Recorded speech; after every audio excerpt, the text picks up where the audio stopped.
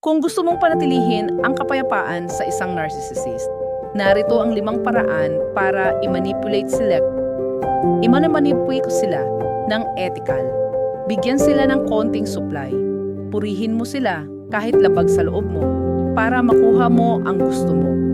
Iba ang approach, gumamit ng bagong taktika, hindi yung dating reaction mo para malito sila.